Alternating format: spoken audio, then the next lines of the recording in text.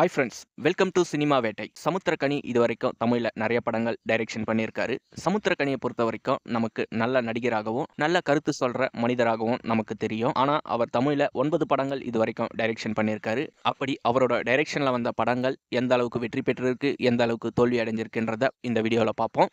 நீங்க பாத்தீங்களா? 2003ல அவர் டைரக்ஷன் பண்ண படம் உன்னை சரணடைந்தேன். இந்த படத்துல வெங்கட் பிரபு ஹீரோவா நடிச்சிருந்தாரு. இந்த படத்தை பொறுத்த வரைக்கும் பார்க்கறதுக்கு நல்லாவே இருக்கும். ஆனா பாக்ஸ் ஆபீஸ்ல இந்த படம் தோல்வி அடைந்தது. அடுத்து அதே வருஷத்துல நம்ம கேப்டன் விஜயகாந்தை வச்சு நிறைஞ்ச மனசுன்ற ஒரு படத்தை எடுத்தாரு.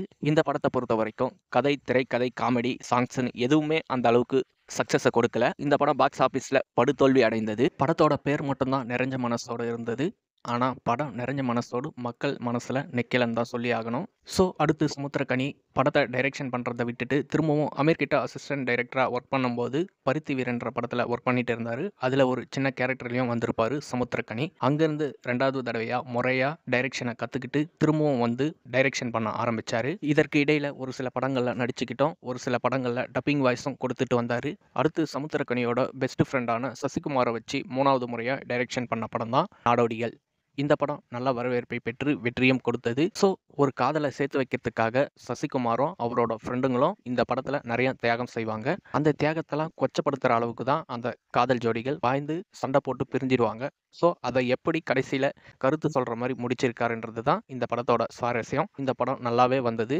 சமுத்திரக்கனிக்கும் நல்ல ஒரு பேர் கிடைத்தது இந்த நாடோடிகள் படத்தின் மூலமாக. அடுத்து 2011ல திரும்பவும் சசிகுமாரை வச்சு டைரக்ஷன் பண்ண படம் தான் போராளி. இந்த படத்துல சசிகுமார் பரட்ட தலை வச்சுக்கிட்டு நடிச்சிருந்தாரு நம்ம சசிகுமார். இந்த சசிகுமாரோட நடிப்பும் இந்த படத்துல டிஃப்ரெண்டா இருந்தது. ஸோ இந்த படத்தை பொறுத்த வரைக்கும் ஒரு ஆவரேஜ் மூவி தான் இது. அடுத்து 2014ல ஜெயம் ரவியை வச்சு சமுத்திரக்கனி டைரக்ஷன் பண்ண படம் தான் நிமிர்ந்து நில். இந்த படத்துல நம்ம ஜெயம் ரவி டபுள் ஆக்ஷன்ல நடிச்சிருப்பாரு.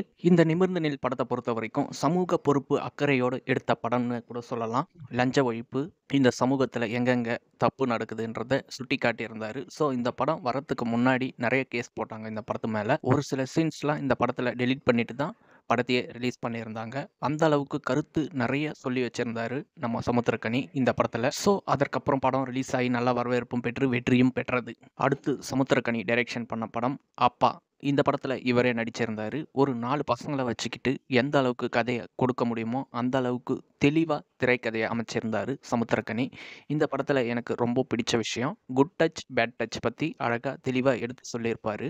அடுத்து 2017ல தொண்டன்னு ஒரு படத்தை இயக்கி அவரே நடிச்சிருந்தாரு. இந்த படத்துல விஜயோட தம்பி விக்ராந்தும் இந்த படத்துல நடிச்சிருந்தாரு. ஸோ இந்த படம் பாக்ஸ் ஆபீஸ்ல ஒரு ஆவரேஜ் ஹிட் மட்டும்தான் கொடுத்தது. அடுத்து 2020ல ரிலீஸ் ஆன படம் நாடோடிகள் பார்ட் 2. நாடோடிகள் 1ல நடிச்ச நடிகர்களையே வச்சு நாடோடிகள் பார்ட் 2 எடுத்திருந்தாரு. ஸோ இந்த படம் அந்த அளவுக்கு அவருக்கு சக்சஸை கொடுக்கலன்னு தான் சொல்லி ஆகணும். பாக்ஸ் ஆபீஸ்லயும் இது ஒரு ஃபெயிலர் மூவி தான். அடுத்து சமுத்திரக்கனியோட டைரக்ஷன்ல கடைசியா ரிலீஸ் ஆன படம் வினோதய சித்தம். இந்த படத்துல சமுத்திரக்கனியும் தம்பி ராமையாவும் சேர்ந்து நடிச்சிருந்தாங்க. இந்த படம் பார்க்கறதுக்கு செம இன்ட்ரெஸ்டிங்காகவும் சுவாரஸ்யமாகவும் கதையை எடுத்துட்டு போயிருந்தாரு நம்ம சமுத்திரக்கனி. ஸோ இது வரைக்கும் சமுத்திரக்கனியோட டைரக்ஷன்ல வந்த படங்களை பத்தி பார்த்தோம். சமுத்திரக்கனியோட டைரக்ஷன்ல வந்த படங்கள்லயே எந்த படம் உங்களுக்கு ரொம்பவும் பிடிச்சதுன்றத கமெண்ட்ல சொல்லுங்க.